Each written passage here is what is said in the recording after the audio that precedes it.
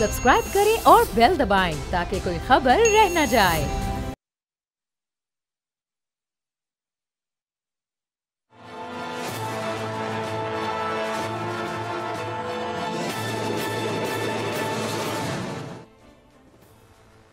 अस्सलाम वालेकुम, मैं बाब जहांगीर। आप देख रहे हैं प्रोग्राम तज्जिया। साल 2023 अपनी तमाम तर हंगामा खेजियों के साथ अब अपने अख्ताम की जानिब जा रहा है और इस साल में कई ऐसे वाक़यात पेश आए जिन्होंने पाकिस्तान के सियासी मंजरनामे पर अपने बड़े गहरे असरात भी मुरतब किए। बहरहाल इस साल इलेक्शन की तारीख सामने आई जो कि सुप्रीम कोर्ट की इंटरवेंशन के बाद सामने आई। अब 8 फरवरी को इंतखाबात होने जा रहे हैं। पाकिस्तान की तमाम ही बड़ी सियासी जमातें अपने अपने तौर पर इलेक्शन की तैयारियाँ तो कर रही हैं, लेकिन कुछ सियासी जमातों को एतराज़ात भी हैं, कुछ को तहफ़्फ़ुज़ात भी हैं कि उनको वो माहौल नहीं मिल पा रहा कि जिसमें वो अपने इलेक्शन की भरपूर तैयारियां कर सकें। पाकिस्तान पीपल्स पार्टी इस वक्त अवाम में जा रही है। बड़ी तादाद में जलसे जुलूस और वर्कर्स कन्वेंशन उनकी जानिब से किए जा रहे हैं, लेकिन वो ये कह रहे हैं कि उन्हें लेवल प्लेइंग फील्ड दस्तियाब नहीं है और ये मुतालबा उनका आज का नहीं है बल्कि काफ़ी टाइम से वो बात कर रहे हैं। इसके बावजूद वो कह रहे हैं कि हमें जो भी फील्ड मिलेगी हम उसमें परफॉर्म करने की कोशिश करेंगे।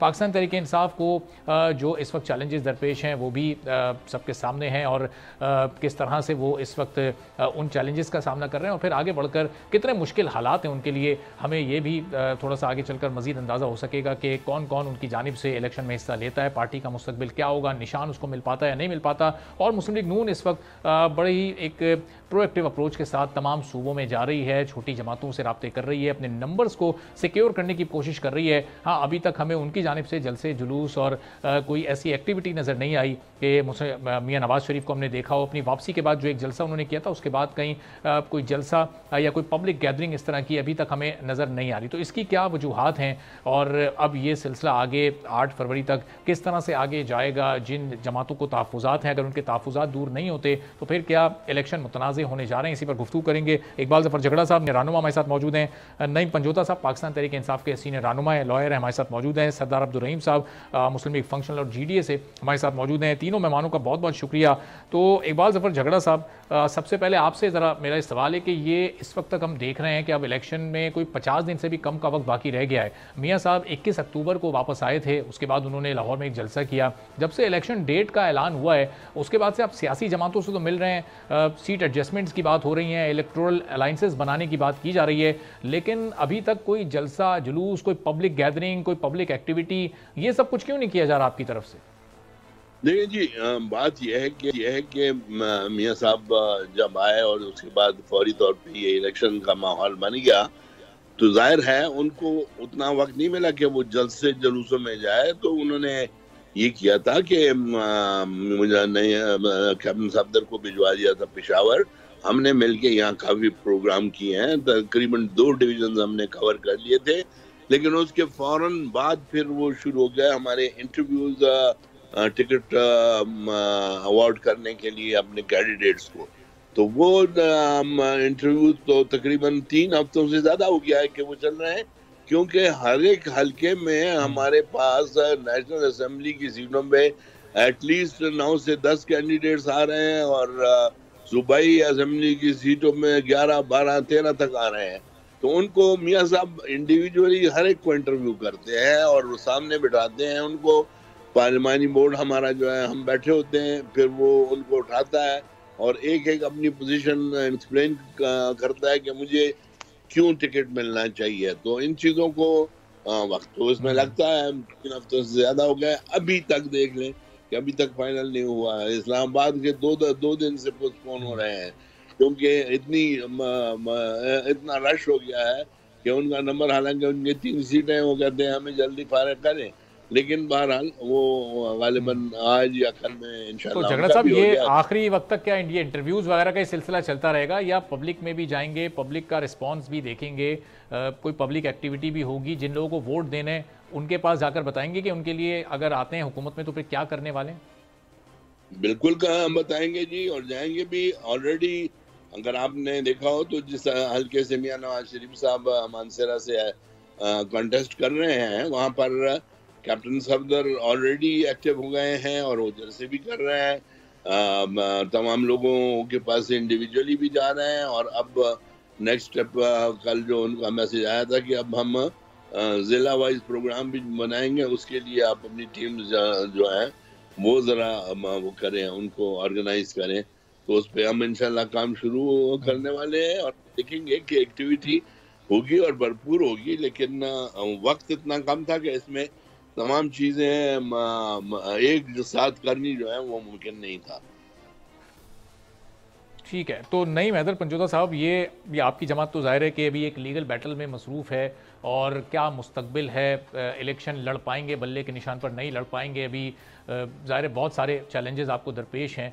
तो ये पब्लिक एक्टिविटी हम देख रहे हैं कि आपकी सियासी जमात की तरफ से भी कोई ख़ास ऐसी नज़र नहीं आ रही है। जो लोग अभी आपके बाहर हैं, जो लोग नहीं हैं कस्टडी में, वो भी इतने ज़्यादा एक्टिवली होकर और पार्टिसिपेट नहीं कर रहे हैं इस तरह के मामलों में। बहुत शुक्रिया जी, बड़ी नवाजिश। बात यह है कि बिल्कुल पाकिस्तान तरीके इंसाफ भरपूर तरीके से आपने देखा कि जितनी सख्तियां की गई, जितने जुल्म किए गए, सितम किए गए, उसके बावजूद सबसे ज्यादा दरखास्तें जमा जो करवाई हैं वो पाकिस्तान तरीके इंसाफ ने करवाई हैं। अब आपने जो हमारे पहले वाले स्टेक होल्डर्स या जितने हमारे ओहदेदारान या आप ये कह लें कि हमारे सबका MNAs, MPAs वगैरह, उनको तो आपने जबरदस्ती उठा के अगवा करके प्रेस कॉन्फ्रेंसेस तो करवा ली, लेकिन उसके बावजूद आपने देखा कि बहुत से हमारे रहनुमा जो हैं वो इस वक्त जो है जेलों में भी पड़े हैं, वो सख्तियां बर्दाश्त भी कर रहे हैं। जो अगवा नहीं हुए साइड पर उन्होंने किया, लेकिन वो डट के खड़े हैं। आपने एप्लीकेशन से अंदाजा लगा लिया और आप अब इसके ऊपर क्रिटिसाइज कर रहे हैं कि पाकिस्तान तरीके इंसाफ ने इतनी दरखास्तें जो हैं वो कैसे फिर जमा करवा ली जब इनके ऊपर इतनी सख्तियां थी, ये ड्रामा करते हैं। तो मैं उसकी तफसील में तो नहीं जाता, लेकिन वो सोशल मीडिया के ऊपर तमाम वीडियोस पड़ी हुई हैं, बजाय ये कि ये वोट को इज्जत देते, ये बात करते कि किसी के साथ ज्यादती नहीं होनी चाहिए और सियासी मैदान में मुकाबला करते। अब आप देखें ना कि पॉपुलैरिटी का इनका ये हिसाब है कि जिस जलसे में जाते हैं वहां इमरान खान के नारे लगते हैं, वहां पर लोग ये बिरयानियों के लालच, पैसों के लालच लेकर ले जाते हैं और फिर भी जलसा हाल जो है वो खाली रहते हैं। और मैं ये समझता हूं कि अगर ये हकीकी शेर हैं और समझते हैं कि इनका शेर का निशान है, तो फिर पाकिस्तान तरीके इंसाफ से इतना खौफ क्यों है? बल्ले से इतना खौफ क्यों है? आपको इमरान खान से इतना खौफ क्यों है? आपने केसेस बनाकर एक झूठे केस में इमरान खान साहब को अंदर डाला है। ज़ाहिर निगरान हुकूमत मौजूद है और इसमें आप जिस तरह नून लीग के खिलाफ ये पूरी चार्जशीट बना रहे हैं, तो ये इस वक्त हुकूमत में नून लीग तो नहीं है, इनकी हुकूमत तो ज़ाहिर है PDM की हुकूमत खत्म हो चुकी है, अभी तो निगरान हुकूमत है। तो जो कुछ भी इंतजामी सतह पर हो रहा है उसमें इनका क्या किरदार हो सकता है? देखिए 16 महीने ये 13-14 जो पार्टियां थी, ये PDM का जो एक टोला नाफिज किया गया था, जिसको सिर्फ और सिर्फ इसलिए नाफिज किया गया कि मुल्क का बेड़ा जो है वो गर्क करें, उसकी इकोनॉमी का बेड़ा गर्क करें, उसमें महंगाई और आपने बेरोजगारी और लोगों से आप जाकर पूछें तो सही कि क्या हाल है, इसी वजह से तो ये जा नहीं सकते। अब अगर इनका वोट या इनकी परफॉर्मेंस या इनकी कारकर्दगी की बुनियाद के ऊपर ये जा सकते होते तो कभी भी तहरीक इंसाफ के वर्कर्स, उनके रहनुमाओं के ऊपर ये जुल्म सितम ना किया जाता, ये धांधली वाला प्रोसेस ना किया जाता। अच्छा। आप ये समझते हैं कि बल्ले का निशान लेकर तो आप जीत सकेंगे, ये आपकी भूल है। बल्ले का निशान या कोई भी निशान पार्टी की एक अलामत होता है, उससे वो निशान आप छीन नहीं सकते, वो उसका हक होता है। आप किसी से, पार्टी से उसका निशान छीनना या उससे शनाख्त छीनना उसके वोटर्स, उसके सपोर्टर्स की तौहीन है, उसकी जो उसका हक देता है आईने पाकिस्तान, उस हक को छीनने के ऊपर ये डाका है। आप देखें कि मुल्क की 80% आबादी जो है वो इस वक्त पाकिस्तान तरीके इंसाफ यानी कि इमरान खान साहब के साथ खड़ी है। तो आप 80% आवाम का वोट का हक, उसको, उसकी जमात जिसको वो सपोर्ट करना चाहते हैं, उसकी शनाख्त छीन के, जो कि आईने पाकिस्तान भी इजाजत नहीं देता। लेकिन ये मौका भी तो फिर पाकिस्तान तरीके इंसाफ ने खुद ही दिया ना, इंट्रा पार्टी इलेक्शन को इतना डिले किया गया और फिर जिस अंदाज से कंडक्ट करवाया गया, तो वो फिर वो इलेक्शन ही अपने अंदर मुतनाज़ हो गया। देखिए 175 जो है वो पार्टियां हैं, किसी पार्टी के इलेक्शंस के हवाले से ये पार्टी के अंदरूनी अपने मामलात होते हैं, उस अपने कॉन्स्टिट्यूशन के मुताबिक उसने इलेक्शन करवाने होते हैं। इलेक्शन कमीशन के पास इख्तियार ही नहीं है कि वो इंट्रा पार्टी इलेक्शन के हवाले से कोई किसी जमात के जो है इलेक्शन के ऊपर इतराज करे। हाँ, वो एक नोटिस भेजता है कि आप अपने इंट्रा पार्टी इलेक्शन करवाएं, ये टाइम है, इस टाइम फ्रेम के अंदर आप नहीं करवाएंगे तो आपको फॉर एग्जाम्पल जी फाइन होगा। और उसके साथ साथ उसके पास कोई और ऐसी चीज नहीं है कि वो किसी के ऊपर जो है वो कदगन इस हवाले से लगा दे कि आपने इंटर पार्टी इलेक्शन नहीं करवाए तो लिहाजा आपकी जमात जो है उसको ही खत्म किया जाता है। आइन के मुताबिक हमने पहले भी करवाए, दूसरे भी करवाए, उसके बावजूद आप देख लें कि इस्लामाबाद, पेशावर हाई कोर्ट ने फैसला दिया कि बल्ले का निशान इनका अलॉट किया जाए और जो सर्टिफिकेट है वो अपलोड किया जाए। लेकिन आज तक अपलोड क्यों नहीं हुआ? इससे ज्यादा बाइसनेस आपको क्या और नजर आएगी कि इलेक्शन कमीशन पेशावर हाईकोर्ट के हुक्म के बावजूद बार बार मुशावरत कर रहा है कि किसी तरह से पीटीआई को साइड पे किया जाए, भल्ला जो है उसको टारगेट किया जा रहा है। आज भी मुशावरत उनकी जारी हुई। ठीक है, इस पर जो एतराजात आ रहे हैं वो कितने लॉजिकल हैं और कानूनी तौर पर उनकी क्या वैल्यू है? मुझे ये मैं वापस भी आपकी तरफ आता हूं जरा। इस केस के अंदर पार्टी है, दरखास्त किसी और ने दी है, क्या इलेक्शन कमीशन जो है वो इस केस के अंदर पार्टी है? क्या उसको क्या पड़ी है घर बैठे हुए कि वो कहे कि पीटीआई ने इंट्रा पार्टी इलेक्शन के हवाले से जो उनका फैसला है पेशावर हाईकोर्ट ने दिया है, तो वो चैलेंज करने का इरादा रखते हैं? नहीं सर, पॉइंट आपका आ गया। मैं वापस आपकी तरफ जरा आता हूं। सरदार अब्दुल रहीम साहब को भी जरा मैं गुफ्तगू में शामिल कर लूं। लेकिन देखें, नहीं साहब, जरा मौका दीजिएगा, मैं वापस आ रहा हूं आपकी तरफ। कौन है?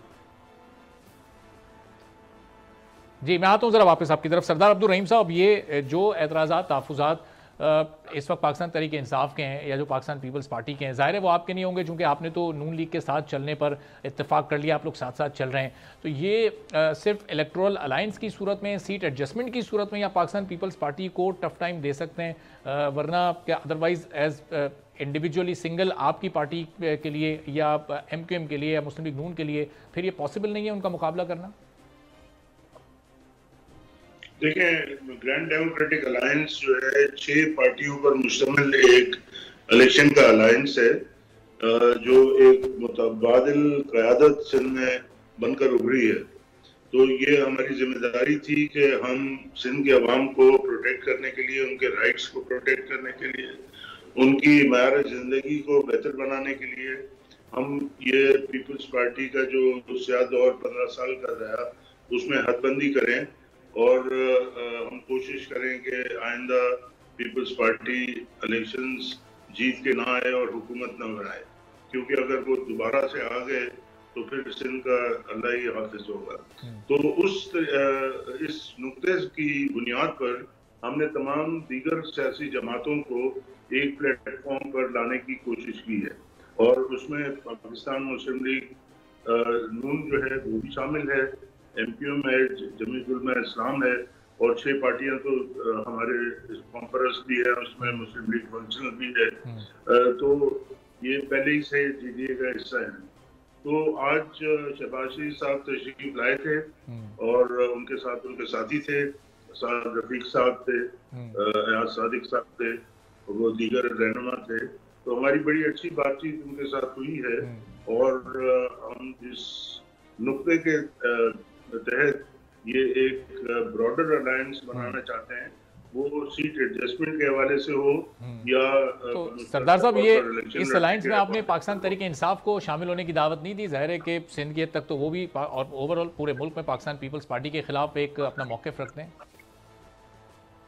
जी देखें, बात यह है कि पाकिस्तान तहरीक इंसाफ के साथ तो हम आखिर वक्त तक थे पिछली हुकूमत में। जब इन्होंने असेंबलियां छोड़ी तो उस वक्त फिर हमने कहा कि ये असेंबलियां नहीं छोड़नी चाहिए थी और हमारे सिर्फ 3 मेंबर जो है उन्होंने इफेक्टिवली ऑपोजिशन का किरदार अदा किया नेशनल असेंबली में। तो तहरीक इंसाफ के साथ फिर जो मामलात हो गए, अब मेरा ख्याल वो जब तक हल नहीं होते और कोर्ट्स में उनके लिए डिसीजंस नहीं आते तो मैं समझता हूँ कि हमारा जो ऑब्जेक्टिव है सिंध के अवाम के जो राइट्स है उनको तहफ़्फ़ुज़ देने का, शायद उसमें तहरीक इंसाफ अपनी वजह जो भी उनके साथ इस वक्त मामला चल रहे हैं शायद इफेक्टिव ना हो। तो लिहाजा सरदार साहब, नून लीग के साथ जो आप लोगों की एडजस्टमेंट हुई है 4 सीट्स पर जो एडजस्टमेंट हुई है वो कौन कौन सी 4 सीट्स हैं? जी, नून लीग के साथ 4 सीटों पर एडजस्टमेंट के मामला जो आपके तय पाए हैं वो कौन कौन सी 4? नहीं, कुछ ऐसा नहीं हुआ। वो हमने ये तय किया है कि एक कमेटी हम बनाएंगे 4 रुकनी और बल्कि 8 रुकनी कमेटी होगी, उसमें 4 रुकनी कमेटी इस्लामाबाद भी जाएगी और बातचीत मजीद आगे करेगी। कोई चीज तय नहीं हुई अभी तक। अच्छा, ठीक है। तो इकबाल ज़फ़र झगड़ा साहब, ये पाकिस्तान तहरीक इंसाफ के जो अभी तहफ़्फ़ुज़ात हैं, नईम हैदर पंजोता साहब ने हमें बताया और दीगर तमाम इनके पार्टी रिप्रेजेंटेटिव्स भी बताते हैं, पाकिस्तान तहरीक इंसाफ जो पाकिस्तान पीपल्स पार्टी के तहफ़्फ़ुज़ात हैं वो भी वक्तन फ़वक्तन सामने आते रहते हैं। जब तक ये तहफ़्फ़ुज़ात दूर नहीं होंगे तो फिर ये 8 फरवरी को होने वाले इंतख़ाबात गैर जानिबदाराना, आज़ाद, शफ़ाफ़ कहलाएंगे या फिर इलेक्शन डे से पहले ये मुतनाज़ होने जा रहे हैं, अगर 2 बड़ी सियासी जमातों को इस पूरे निज़ाम पर और इस पूरे सिस्टम पर एतराज़ है? देखिए जी, मैं एक बात कर लूं, फिर मुझे जरा जाना भी है। बोथ द पार्टीज, झगड़ा साहब को मैं बड़ी सरदार साहब जरा मौका दीजिएगा जी। झगड़ा साहब से जरा सवाल, मैं आपकी तरफ वापस आता हूँ जी। इकबाल जफर झगड़ा साहब। हाँ जी, मैं यही कहना चाहता हूँ, झगड़ा साहब को बहुत अदब से सलाम करना चाह रहा हूँ। हेलो, अच्छा जी, सरदार साहब सलाम आपका पहुंच गया जी। इकबाल जफर झगड़ा, सरदार अब्दुल रहीम साहब मौजूद हैं, फंक्शनल लीग और जीडीए के सीनियर रहनुमा, सलाम कह रहे थे। खुद सलाम करना चाहता था, लेकिन वो आगे से बात कर रहे थे, इसलिए मैं कैसे सर खैरियत से? बिल्कुल, अल्लाह का करम, आप अपनी सुनाए, ठीक ठाक है? तो मैं ये बात करना था जी जी, चलें सरदार साहब जरा मौका दीजिएगा मुझे जी। झगड़ा साहब आप अपना पॉइंट मुकम्मल कर लीजिएगा जो सवाल मैंने आपसे किया जी। मैं यही कहना चाह रहा था कि जो एतराजात हैं वो जीडीए के ये हैं। एक सेकंड सरदार साहब जरा जी जी, मैं जरा झगड़ा साहब से बात करूं जी। झगड़ा साहब जी, जरा सवाल रिपीट करें जी। जी, मैं कहता कि दो बड़ी सियासी जमातों को अगर तहफ़्फ़ुज़ात हैं, पाकिस्तान तहरीक इंसाफ, पाकिस्तान पीपल्स पार्टी, तो फिर ये इलेक्शन गैर मुतनाज़े या साफ शफाफ किस तरह से कहलाएंगे? फिर ये गैर जानिबदार इलेक्शंस कैसे होंगे? देखें जी, बिल्कुल आपकी बात सही है कि इन दोनों जमातों को हम ये कभी नहीं चाहेंगे कि कोई इनके तहफ़्फ़ुज़ात जो हैं वो रह जाए। देखिए, मैंने हमेशा हर एक प्रोग्राम में ये क्लियर किया है कि मियां नवाज शरीफ का बड़ा वाज़ेह मौक़िफ़ है कि इस फील्ड में जो भी सियासत में है और जो जमात, जो कि जमातें तो हमारे यहाँ बहुत है अल्लाह का करम, लेकिन जो इस वक्त मेन पार्टीज हैं 5, 6, 7 जो भी हैं, उनको मैं समझता हूँ कि मियां साहब ने हमेशा कहा है कि मिल बैठकर और बातचीत करके हमारे तहफ़्फ़ुज़ात अगर एक दूसरे के खिलाफ भी हैं तो वो एक दूसरे के साथ बैठकर उनको तय किया जाए, ना कि हम उसको मीडिया पे ले जाकर और उस पे बातें शुरू कर दें, तो that would not be possible. लेकिन झगड़ा साहब कल शहबाज शरीफ साहब को जब हम कराची में गुफ्तगू करते हुए देख रहे थे, सुन रहे थे, तो वो तो पेशावर हाई कोर्ट के फैसले पर वो अपना रिएक्शन दे रहे थे कि ये बल्ले का निशान पाकिस्तान तहरीक इंसाफ को नहीं मिलना चाहिए और इन कार्रवाई भी होनी चाहिए। तो वो बयानात कुछ और हैं, लेकिन आप उनकी सोच कुछ और बता रहे हैं। देखिए जी, उनकी सोच का कल भी ये प्रोग्राम्स हुए थे, मैंने बताया कि देखिए हर जमात का कोई ना कोई मौक़िफ़ होता है और उस पे वो पहले बातचीत करते रहे हैं, तो उसको उन्होंने रिपीट किया है कि हमारा तो ये था कि अगर इनको इजाज़त मिलती है, प्रोवाइडेड के जुडिशरी की तरफ से इनको इजाज़त मिलती है, तो हमें कोई एतराज़ नहीं होगा। मियां नवाज शरीफ ने हमेशा कहा है कि जुडिशरी का हमें बहुत एहतराम है और जुडिशरी जो बात करेगी उसमें हम कभी भी हायल नहीं होंगे, बल्कि अगर गलत भी हो तो हम गलत नहीं कहेंगे, उनको ये कहेंगे कि कल ही तो शहबाज साहब ने ये कहा है कि ये एक सूबे की हाई कोर्ट और कैसे फैसला कर सकती है पूरे मुल्क का। मैं आपकी तरफ वापस भी आता हूँ नईम साहब। अब ये जो इस वक्त एक ऑब्जेक्शन है पाकिस्तान मुस्लिम लीग नवाज का, कल शहबाज साहब ने भी जो बात की कि पेशावर हाई कोर्ट जो कि एक सूबे की हाई कोर्ट है, वो कैसे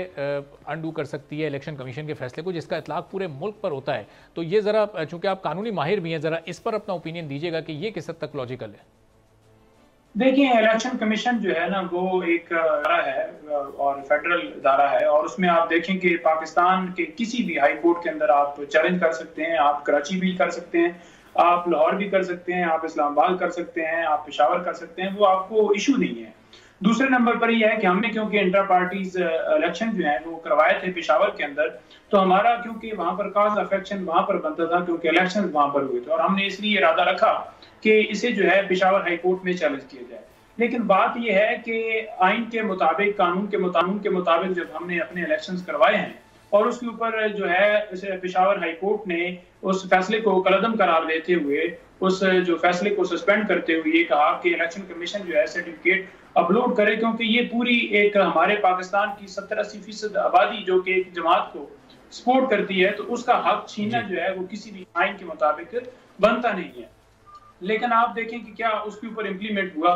बल्कि देखें, बात यह है कि अगर फैसले इनके हक में है, नवाज शरीफ साहब को क्लीन चिट्ठे दी जाएं, वो आए, उनको प्रोटोकॉल दी जाएं, हेलीकॉप्टर जो है वो पूरा दिन इलेक्ट्रॉनिक मीडिया के ऊपर चलें कि वो बादशाह सलामत आ रहे हैं, और उनको जलसों के अंदर प्रोटोकॉल भी हासिल हो, सीसीपीओ साहब सलूट मारें, कमीशन उनको जाकर वहां पर प्रोटोकॉल दें, हाई कोर्ट का अमला वहां पर इस्लामाबाद एयरपोर्ट के ऊपर जाए और वो कहे कि नादरा जो है बायोमेट्रिक जो है वो हम यहाँ पर ही कर लें, उस वक्त इनको इतराज नहीं है कि जब एक सजा याफ्ता मुजरिम को जिंदगी में पूरी पाकिस्तान की हिस्ट्री में हमने नहीं देखा कि किसी जो है सजा याफ्ता मुजरिम को प्रोटेक्टिव बेल मिली हो, उस वक्त जो है वो बिल्कुल इंसाफ जो है उनको मिलता है। और एक इनको जो है वो बेटे से तनख्वाह ना लेने के ऊपर जो है नायल किया गया और एक लीडर थे जिनको बाहर जाना पड़ा और भाग गए और मेडिकल बहुत बहुत शुक्रिया। नहीं पंजोता साहब, इकबाल जफर सरदार, अब्दुल रहीम साहब हमारे साथ मौजूद है। एक छोटा सा ब्रेक यहाँ पर ले रहे हैं। ब्रेक के बाद जब वापस आएंगे तो 2023 में पाकिस्तान ने मुआशी मैदान में क्या खोया, क्या पाया, जब 2023 का आगाज़ हुआ था उस वक्त मईशत का हाल क्या था, और आज 2024 में कितनी दुरुस्त सिमत पर पाकिस्तान की मईशत गामजन हो चुकी है और किस किस का इसमें अहम किरदार है। एक ब्रेक के बाद इस पर मज़ीद बात करेंगे। डॉक्टर खाकान नजीब साहब हमारे साथ मौजूद होंगे।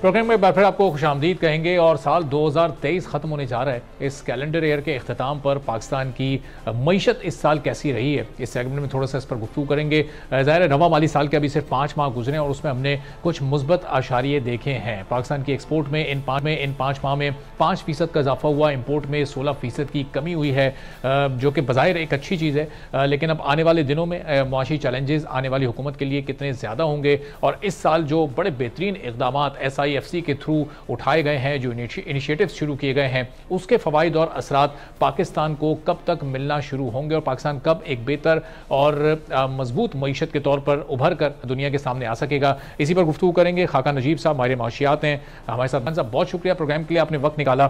खाकान साहब सबसे पहले तो ये 2023 में जो इक़दाम पाकिस्तान की मईशत को स्टेबल करने के लिए उठाए गए वो यकीनी तौर पर काबिल तहसीन है, उनकी जितनी तारीफ़ की जाए कम है, चूँकि जब ये साल शुरू हुआ तो पाकिस्तान दिवालिया होने के करीब था, मुख्तलिफ बातें मुआशी एतबार से की जा रही थी, लेकिन फिर जिस तरह से जनरल आसिम मुनीर साहब ने अपना एक किरदार अदा किया, SIFC को बनाया, स्मगलिंग के खिलाफ कार्रवाइयाँ हुई, तो ये ओवरऑल बड़ा ज़बरदस्त रहा साल। अब कितनी बेहतरीन कारकर्दगी आप मजीद आने वाले दिनों में पाकिस्तान की मुआशी एतबार से देख रहे हैं, और इस साल पर आपके कमेंट्स?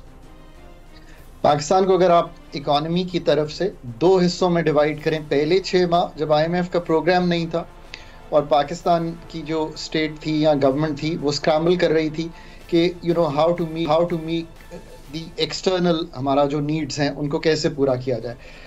पाकिस्तान के ज़र मुबादला के ज़खायर गिर रहे थे और एक्सटर्नल चैलेंज जो था वो काफ़ी मुश्किल दिखाई दे रहा था। पाकिस्तान के ज़र मुबादला के ज़खायर एक वक्त में $3 अरब से भी नीचे चले गए। आपके दोस्तों ने भी यही कहा कि आप IMF का प्रोग्राम कीजिए तो हम आगे बढ़ेंगे। फिर IMF का प्रोग्राम हुआ, IMF के प्रोग्राम ने बहुत तक़वियत दी हमारे रिजर्व्स को, हमारे जो ओवरऑल रिफॉर्म का प्रोसेस था उसको एक किक स्टार्ट सा किया। उसका नतीजा ये है कि अगर आप पिछले 6 माह की अब कारकर्दगी देखिए तो आपको दिखाई देगा कि पहले 3 माह के तो अहदाफ बड़े क्लियर आ गए थे। कुछ करंट अकाउंट जो है वो पहले संभला, फिर उससे भी कम हुआ, फिर सरप्लस भी देखा, तो ओवरऑल करंट अकाउंट डेफिसिट में खातिर खा कमी हुई।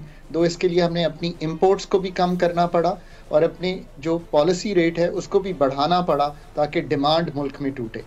आपने कुछ अपने फिस्कल को यानी मालियाती खसारे को भी कम होते हुए देखा। ये पहले 3 माह के अहदाफ के मुताबिक 0.9% ऑफ GDP था, ये पिछले साल 1% GDP का था। पर जो चैलेंज हम शायद नहीं मीट कर पाए वो था कि इन्फ्लेशन अभी भी बढ़ी हुई है, जो SPI है फूड बास्केट का वो अभी भी बढ़ा हुआ है, ओवरऑल CPI जो है वो भी बढ़ा हुआ है। बावजूद इसके कि हमने 22% का इंटरेस्ट रेट रखा और एक इंड्यूस्ड स्लो डाउन रखा इकोनॉमी में। इकोनॉमी ने पहली बार पहले जो हमारा क्वार्टर है उसमें ये भी दिखाया कि 2.3% इकोनॉमी जो है ईयर ऑन ईयर बढ़ी, क्वार्टर ऑन क्वार्टर अगर देखा जाए तो, which is a good sign. Agriculture का काफ़ी रिवाइवल हुआ। पाकिस्तान की जो इम्पोर्टेड इन्फ्लेशन है आई थिंक वो थोड़ी सी संभली, तो आपने पेट्रोल और डीजल की कीमतों में कुछ पास थ्रू डाउनवर्ड किया। ये इसलिए मुमकिन हुआ कि D-dollarisation, Afghan transit trade, hoarding और स्मगलिंग, जब आपने इन पे एक क्रैकडाउन जिसको लोग आम जबान में कहते हैं और मैं कहता हूँ एनफोर्समेंट की, स्टेट ने, एस्टैब्लिशमेंट ने ये इंश्योर किया कि लॉ एनफोर्समेंट एजेंसीज अपना काम कर रही हों, तो आपने डी डॉलराइजेशन का भी प्रोसेस देखा, उससे आपकी बहुत सी जो पाकिस्तान की पैसे थे वो थ्रू इंटरबैंक या थ्रू ओपन मार्केट आना शुरू हुए, तो ये थोड़ा सा प्रोसेस रुपए की कदर को इस्तेहकाम देना शुरू हुआ।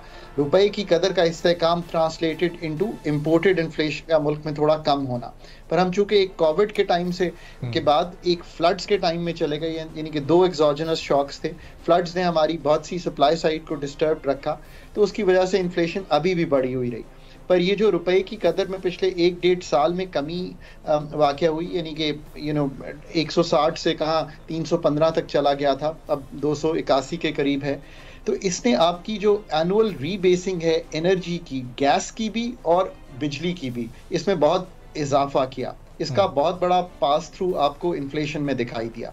ये एक ओवरऑल जायजा है। इनिशियल मैक्रो इकोनॉमिक स्टेबिलिटी जो है वो ज़रूर मुल्क में दिखाई दे रही है। इसकी वजह से पाकिस्तान स्टॉक मार्केट ने भी अच्छा परफॉर्म किया, डॉलर टर्म्स में भी इस मार्केट ने बहुत अच्छा परफॉर्म किया, और रुपए की टर्म्स में देखें तो 50% से ज़्यादा का रिटर्न है। One of the best performing markets in the region, which is very good. People made money, good luck to them, that is a good sign.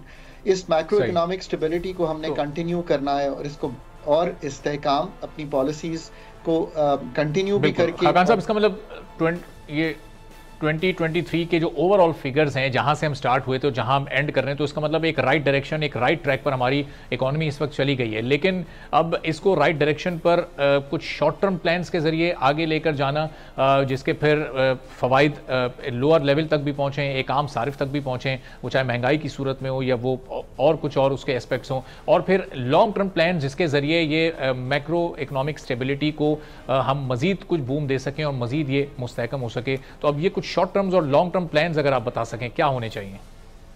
Pakistan 2024 के पहले 6 माह में 3 बहुत इंपॉर्टेंट ट्रांजिशंस में जा रहा है। पहला ट्रांजिशन यह है कि 8 फरवरी को एक इलेक्शन होगा और एक पॉलिटिकल गवर्नमेंट होपफुली जो कि अगले 5 साल के लिए मुल्क की बागडोर संभालेगी। दूसरा ट्रांजिशन पाकिस्तान का अप्रैल में ये जो करंट प्रोग्राम है IMF के साथ, ये ख़त्म हो जाएगा। तो अप्रैल में ऑनवर्ड्स पाकिस्तान को डिज़ाइन करना है एक नया प्रोग्राम।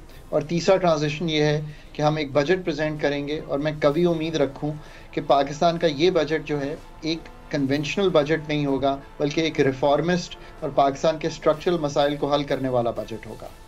जो पहला ट्रांजिशन है, लेट्स होप कि ये पॉलिटिकल ट्रांजिशन जो है वो स्मूथली हो जाए और एक ऐसी गवर्नमेंट जो है वो गवर्नमेंट फॉर्म करे जिनके पास पाकिस्तान के IMF प्रोग्राम में जाने के जो अहदाफ हैं वो खुद तय करें, और वो खुद रिस्पॉन्सिबिलिटी लें इस प्रोग्राम की, उस प्रोग्राम को डिज़ाइन करें, उस प्रोग्राम की ओनरशिप लें, और वो तीनों जो हमारे खसारे हैं उनको संभालने में हमें मददगार साबित हो। पहले फिस्कल का खसारा, यानी कि जो मालियाती खसारा है, फिर बैरूनी खसारा, करंट अकाउंट का खसारा, और तीसरा जो एनर्जी सेक्टर का बहुत बड़ा खसारा है, इस साल 900 से 1000 अरब रुपए का खसारा है। इन तीनों खसारों को संभालने के लिए जो बुनियादी काम करने वाले हैं वो शुरू करें, और उसका पहला जो IMF का प्रोग्राम है जिसमें जो भी एडजस्टमेंट्स उनके साथ तय होती हैं वो एक रिफॉर्मिस्ट नेचर की हों, और फिर एक बजट ऐसा प्रेजेंट हो जिसमें एक्सपेंडिचर के रिफॉर्म पहले, ये मैं फिर रिपीट करता हूँ, आई नो कि टैक्स रिफॉर्म की बहुत बात होती है, पर आप यकीन कीजिए कि पाकिस्तान का केस ज़्यादा राइप है ऑफ एक्सपेंडिचर रिफॉर्म्स। इससे मेरा मतलब यह है कि जो फेडरल का काम है वो फेडरल वही एक्सपेंसेस करे, सब्सिडीज़ को शेयर करे, डेट के बर्डन को रीप्रोफाइल करे, पाकिस्तान की जो सब्सिडीज़ हैं उनकी शेयरिंग हो, पाकिस्तान की जो SOEs और एनर्जी सेक्टर में सब्सिडीज़ हैं उनको वहाँ से निकाल के टारगेटेड सब्सिडीज़ पे लेकर जाए।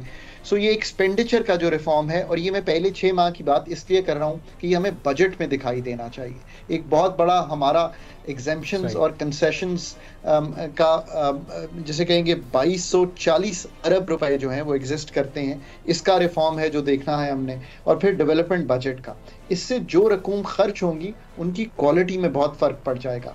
1 rupee spent today before the reform means very different from 1 rupee spent after the reform, because वो हम बहुत बेहतर तौर पे खर्च कर रहे होंगे। सो ये है पहले 6 माह का आई थिंक रिव्यू, और ये 6 माह यकीन कीजिए बहुत इंपॉर्टेंट है पाकिस्तान के लिए। और ये ट्रांजिशंस अगर स्मूथ होंगी तो पाकिस्तान की जो मैक्रो स्टेबिलिटी जिसकी हमने पहले हाफ में गुफ्तगू की है उसको एक तकवीत मिलेगी। अगर इन ट्रांजिशंस में डिले आए या पाकिस्तान की प्रेपरेशन कमज़ोर हुई तो उससे जो तकवीत मिली हुई है इस वक्त इकॉनमी को और जो इन्वेस्टर इंटरेस्ट है वो फिर कम हो जाएगा। आखिर में एक बात कर दूं कि जो इसमें चेरी ऑन टॉप है, इन्हीं 6 माह, हाँ चलें आप बात कंप्लीट कर लें फिर। जी जी जो चेरी ऑन टॉप है जिसका आपने जिक्र किया वो SIFC की कोशिश है कि कहीं से पाकिस्तान में FDI, चाहे वो हमारे रेकोडिक में हो, हमारे एग्रीकल्चर को कॉर्पोरेटाइज करने में हो या ऐसे सेक्टर्स में हो जो एक्सपोर्ट क्रिएट करें। I think that's the cherry on top. ये हार्ड वर्क हमने करना है। जब हम दुनिया को ये करेंगे और दिखाएंगे और SIFC पाकिस्तान को पिच करेगी और होल ऑफ गवर्नमेंट अप्रोच लेके चलेगी तो मैं उम्मीद करता हूँ कि इन दो चीज़ों को जब टाई करेंगे तो बहुत बेहतर रिजल्ट्स आ सकते हैं। ठीक है, तो खाकान साहब अब इसके साथ साथ जिन 6 माह की आपने जो ये बात की है उन 6 माह में जो पाकिस्तान को बैरूनी अदायगियाँ करनी है, जो पेमेंट्स करनी है, और फिर उन 6 माह के बाद जो नेक्स्ट 6 माह है यानी ये 6 माह से जो 1 साल का अरसा है, इसके दौरान जो पाकिस्तान को अदायगियाँ करनी है नई हुकूमत के लिए, वो कितना बड़ा चैलेंज होगा? बहुत आपने इंपॉर्टेंट बात सामने रखी। देखिए IMF की प्रोग्राम में रहना पाकिस्तान के लिए इसलिए भी ज़रूरी है कि एक तो दुनिया को आप रिफॉर्म का एक सिग्नल देते हैं कि आप रिफॉर्म के पाथ पे हैं, और डॉक्टर जो है तो एक लास्ट रिजॉर्ट का डॉक्टर है, उसने स्टैम्प कर दिया ये अप्रूवल कि हम ये काम कर रहे हैं। $25 अरब इस साल हमने पूरे कलेक्ट करने हैं अपनी एक्सटर्नल की ग्रॉस फाइनेंसिंग नीड्स, जिनका आपने सही जिक्र किया, बहुत ही इंपॉर्टेंट चीज़ है, अच्छा किया आपने सामने रखा, उनको पूरा करने के लिए। इस साल के लिए अल्हम्दुलिल्लाह ऐसा लग रहा है कि पाकिस्तान ने 10-12 अरब डॉलर जो हमने रोल ओवर कराने थे उसमें से बेशतर चंक हो गया है, 1-आध अरब डॉलर रह गया, वो हो जाए। जो बाकी 12-13 अरब डॉलर हैं उसमें से 5-6 अरब डॉलर अरेंज हो गए हैं, बाकी अरेंज करने हैं अगले 6 माह में। उसमें अब IMF के मनीज आना शुरू हो जाएंगे जनवरी से, बाकी जो वर्ल्ड बैंक, ADB, AIIB के लोन्स हैं, और फिर कुछ कमर्शियल लोन्स हासिल करने पड़ेंगे। सो ये 5-6 अरब डॉलर जो हैं IMF की अम्ब्रेला में रहते हुए इंशाल्लाह कर लेंगे। मैंने इसलिए जिक्र किया कि अगले साल का अगेन आपको कुछ करंट अकाउंट का खसारा बढ़ेगा, इसलिए कि अगले साल आप कुछ अपनी इकॉनमी को ग्रोथ की तरफ लेके जाएंगे, और जब भी आप ग्रोथ की तरफ लेके जाएंगे तो इंपोर्ट्स भी बढ़ेंगी। सो उसको देखते हुए अगेन अगर 28-30 अरब डॉलर अगले साल यानी कि FY25 की बात कर रहे हैं हम, मालियाती साल 2025 की, तो आपको अगेन फंड के प्रोग्राम में रहना है ताकि आपकी जो ग्रॉस फाइनेंसिंग नीड्स हैं वो कंफर्टेबली पूरी होती रहें। ये आई थिंक एक सिस्टमैटिक वे है जिसमें पाकिस्तान को मूव करना है, जब तक कि हम अपनी एक्सपोर्ट्स को, हम अपनी ग्रोथ को वहाँ तक नहीं ले जाते कि हम खुद सेल्फ सफिशिएंट हो जाएं। ठीक है, बहुत बहुत शुक्रिया खाकान नजीब साहब हमारे मौजूद थे और बता रहे थे कि पाकिस्तान की इकॉनमी इस वक्त राइट डायरेक्शन में है और SIFC यकीनी तौर पर एक गेम चेंजर की सूरत में सामने आए। एक छोटा सा ब्रेक लेंगे और ब्रेक के बाद जब वापस आएंगे तो आपको बताएंगे कि chief of army staff general Syed Asim Munir की जानिब से जो 13 दौरे इस साल में किए गए उसमें जो 17 अहम तरीन मुलाकातें हुई हैं उसमें कितनी पाकिस्तान में सरमायाकारी आने की नवीद सामने आई है और कितनी यकीन दहानियाँ किन किन ममालिक की जानिब से की गई और उसका पाकिस्तान को क्या फ़ायदा होने जा रहा है, एक ब्रेक के बाद तफसील से बात करेंगे।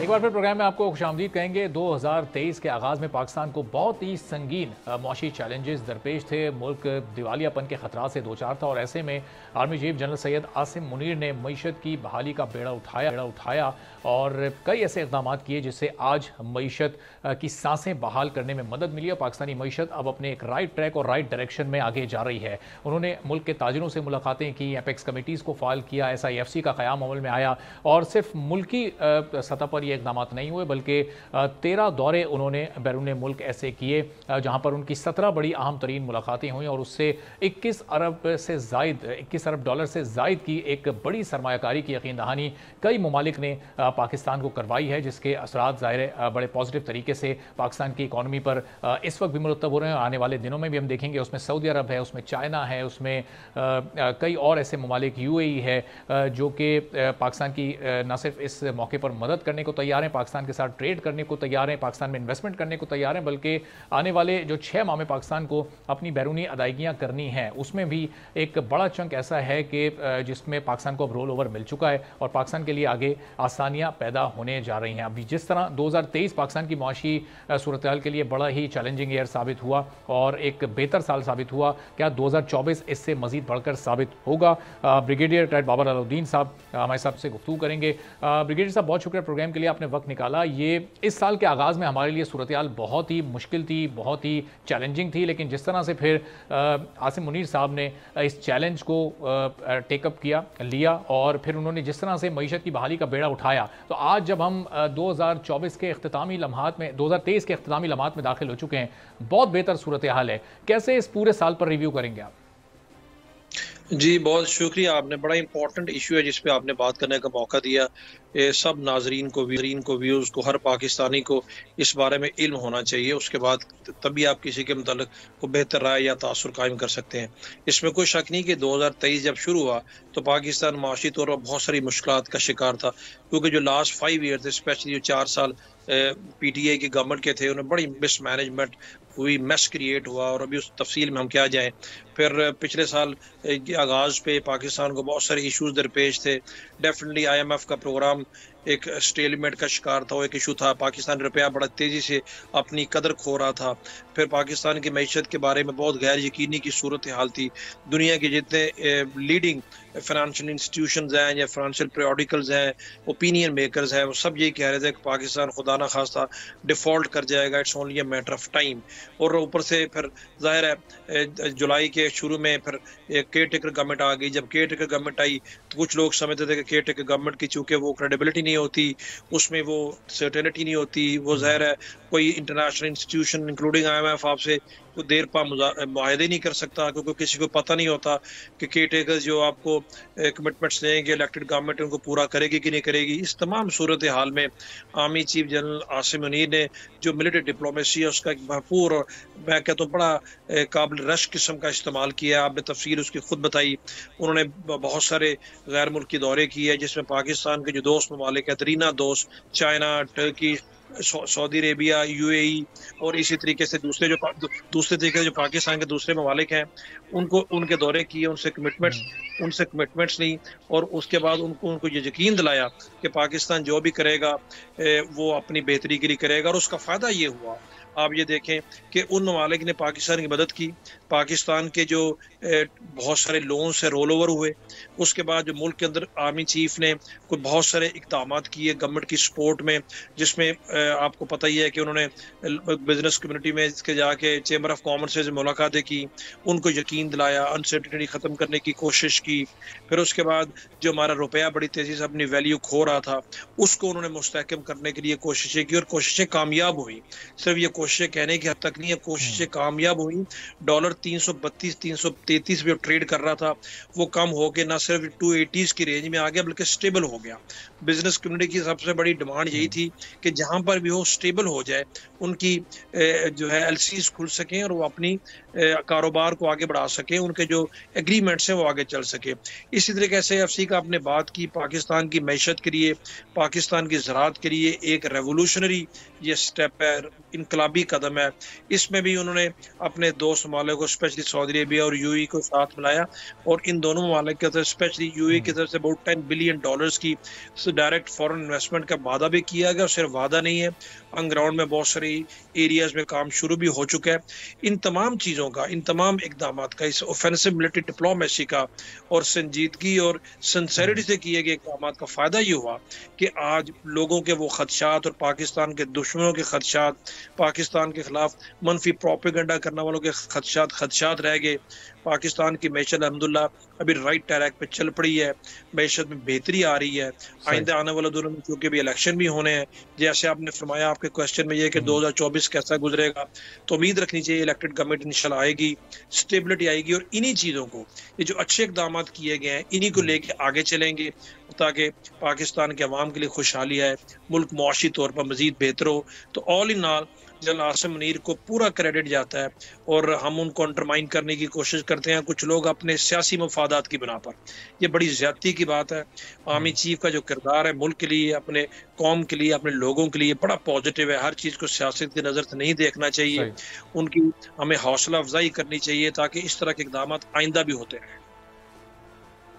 सही। और जाहिर है बाबर साहब, ये तो एक सर्वाइवल ईयर था 2023 में, बड़े बड़े चैलेंजेस थे, लेकिन बहुत बेहतर तरीके से पाकिस्तान ने न सिर्फ सर्वाइव किया बल्कि एक स्टेबिलिटी की तरफ भी अब पाकिस्तान का सफ़र जा रहा है। 2024 शायद वो गेम चेंजर ईयर हो सकता है, क्योंकि SIFC जो कि एक बहुत बड़ा प्लेटफॉर्म जिसकी फॉर्मेशन हो चुकी है और उसके ज़रिए जो एक बड़ी सरमायाकारी पाकिस्तान में आनी है, उसकी इस वक्त पाकिस्तान को कितनी ज़रूरत है और उसमें 2024 की कितनी अहमियत होगी, चूँकि इम्प्लीमेंटेशन का साल वही होगा जो यकीन दहानियाँ थी, जो डॉक्यूमेंटेशन थी, जो मुआहदे थे, उनका इनिशिएटिव तो ले लिया गया, लेकिन दरअसल जो उसकी इम्प्लीमेंटेशन है वो असल में 2024 में जब उसका आगाज़ होगा बाकायदा तौर पर, तो ये साल कितनी अहमियत का हामिल होगा, 2023 से कितना मुख्तलिफ होगा 2024? जी डेफिनेटली बहुत अहमियत का हामिल है। जैसे आपने खुद कहा कि मुआहदे हो चुके हैं, डॉक्यूमेंटेशन हो चुकी हैं, आपस में बातचीत हो चुकी है। चूंकि 2024 इम्प्लीमेंटेशन का साल है तो असल फ़र्क तो इम्प्लीमेंटेशन से पड़ना है। अगर चीज़ें ऑन ग्राउंड इम्प्लीमेंट ठीक हो गई तो फिर आपका मकसद हल हो गया। तो हमें उम्मीद यही रखनी चाहिए, क्योंकि जैसे आपने SIFC की बात की, पाकिस्तान की मैशत बेसिकली एग्रीकल्चर बेस्ड मैशत है। पाकिस्तान की तरक्की का, पाकिस्तान की मैशत का बड़ा इन्हिसार जो है वो पाकिस्तान की ज़राअत पे है। और पाकिस्तान एक ज़राई मुल्क है, लेकिन बदकिस्मती से ज़राअत के शोबे में हमारी पॉलिसीज़ दूररस नहीं रही, हमारी लॉन्ग टर्म पॉलिसीज़ नहीं रही, हमने तवज्जो नहीं दी। तो SIFC इसलिए मैं कहता हूँ गेम चेंजर है, बिकॉज SIFC का बुनियादी जो उसका एरिया ऑफ कंसर्न है या उसका जो काम करने का एरिया है जिस पर तवज्जो दी जा रही है वो एग्रीकल्चर में। और जब ये किक ऑफ हो जाएगा, इसमें डायरेक्ट इन्वेस्टमेंट ग्राउंड आनी शुरू हो जाएंगी, तो डेफिनेटली 2024 इंशाल्लाह पाकिस्तान की मैशत के लिए गेम चेंजर होगा। और उसमें हमें अच्छी उम्मीद हमेशा रखनी चाहिए। जैसे आपको मैंने पहले कहा, चूंकि इलेक्शन होने वाले हैं और इंशाल्लाह पाकिस्तान एक ट्रांजिशन फेज में एक इंटरिम गवर्नमेंट से एक इलेक्टेड गवर्नमेंट की तरफ, तो उम्मीद रखनी चाहिए एक स्टेबल गवर्नमेंट आएगी और वो स्टेबल गवर्नमेंट इन्हीं पॉलिसीज को लेकर आगे चलेगी। और न सिर्फ SIFC बल्कि CPEC जो स्टॉल्ड हुआ था गुज़श्ता 4-5 सालों से, उसमें भी काम काफ़ी हद तक शुरू हो चुका है, शुरू हुआ चाहता है। उसमें बड़े बड़े प्रोजेक्ट्स हैं और ग्वादर की पोर्ट का उसकी फंक्शनैलिटी का बहुत बड़ा प्रोजेक्ट है। इस तरह के और बहुत से प्रोजेक्ट हैं। तो जब ये सारे चीज़ें ऑन ग्राउंड लगना शुरू हो जाएंगी, जो प्रोजेक्ट अंडर कंप्लीशन है वो कंप्लीट हो जाएंगे, स्पेशली एनर्जी के एरिया में और इंफ्रास्ट्रक्चर डेवलपमेंट के एरियाज में, तो उससे डेफिनेटली चीज़ें बेहतर होंगी, लोगों का कॉन्फिडेंस बेहतर होगा। और आपका जो सरमायाकार है, न सिर्फ बैरूनी सरमायाकार बल्कि आपका अंदरूनी सरमायाकार जो कि काफ़ी अभी गुज़श्ता काफ़ी 4-5 सालों से हाथ पे हाथ रख के बैठा है, बिकॉज वो गैर यकीनी का शिकार है, उसके अंदर कैपेबिलिटी है, वो इन्वेस्ट करना चाहता है। आर्मी चीफ के साथ बातचीत में लोगों ने इस चीज़ का भी जिक्र किया, बट ज़ाहिर है उनको गारंटीज चाहिए कि कोई इंस्टेबिलिटी नहीं होगी, कोई इस तरीके से पाकिस्तान के अंदर दोबारा से इस तरह के काम नहीं होंगे जिससे लोगों का ज़िंदगी मफलूज हो, लोगों की ज़िंदगी में खलल पड़े। तो मुझे पूरा यकीन है इंशाल्लाह कि जितनी उन्होंने डॉक्यूमेंटेशन के हद तक, MOUs की हद तक, मुआहदों के हद तक जो कुछ किया है, जो गारंटीज दी हैं और ली हैं, उनको 2024 में ऑन ग्राउंड इंशाल्लाह देखेंगे। सोच और विजन की जो तब्दीली सामने आई है पाकिस्तान में, तो शायद यही सबसे बड़ी गारंटी हो सकती है, जो कि माजी की हमने बहुत सारी ऐसी इलेक्टेड गवर्नमेंट्स भी देखी हैं जो कि जिनका ज़्यादा फोकस ट्रेड से ज़्यादा एड पर होता था, और इस वक्त हम देख रहे हैं कि पाकिस्तान में एक सरमायाकार को लाने की कोशिश की जा रही है कि बड़े पैमाने पर सरमायाकारी आए। तो ये जो सोच और विजन की तब्दीली है, इसकी इस वक्त कितनी अहमियत है? जी बहुत जरूरी है, बिकॉज जब तक आप तब्दीली अपनी सोच और विजन में नहीं लेंगे, अप्रोच में नहीं लेके आएंगे, तो आप माजी में आप फंसते चले जाएंगे। आपको आगे बढ़ना है, आपको अपनी सोच को बदलना है, उसमें कोई शक नहीं है। सरमायाकार जिनकी तरफ आप इशारा कर रहे हैं, डेफिनेटली उनकी सोच जो हम देख रहे भी हैं, उनकी सोच में भी कम से कम मैं रोजाना की बुनियाद पर तब्दीली देखता हूँ, सीरियसनेस देख रहा हूँ, आगे से बढ़ के कुछ और करने की उनके अंदर मैं विजन देख रहा हूँ। मुझे पूरा यकीन है इंशाल्लाह, क्योंकि अब देखें उन्होंने भी चैम्बर ऑफ कॉमर्स के विजिट करने शुरू किए हैं, लाहौर का किया है, सियालकोट का किया है, कराची करने वाले हैं। तो ये इसी माइंडसेट के साथ है कि ट्रेडर्स कम्युनिटी को, बिजनेस कम्युनिटी को पहले से ऑन बोर्ड लिया जाए और उनके जो इम्पोर्टेंट रिकमेंडेशन सजेशंस हैं, ताकि जब काम शुरू हो तो फिर हमें सोचो विचार में वक्त बिल्कुल तमाम स्टेक होल्डर्स को साथ ले रहा है। बहुत बहुत शुक्रिया। ब्रिगेडियर बाबर अलाउद्दीन साहब हमारे साथ मौजूद थे और गुफ्तगू कर रहे थे किस तरह से army chief general Syed Asim Munir ने पाकिस्तान की इस मईशत को संभाला और इसको अब एक बेहतरी की जानिब लेकर गए और राइट ट्रैक पर इस वक्त ये मईशत चल रही है। आज के प्रोग्राम से इजाज़त दीजिए, नए साल में नए प्रोग्राम के साथ आपसे मुलाकात होगी। अल्लाह हाफ़िज़।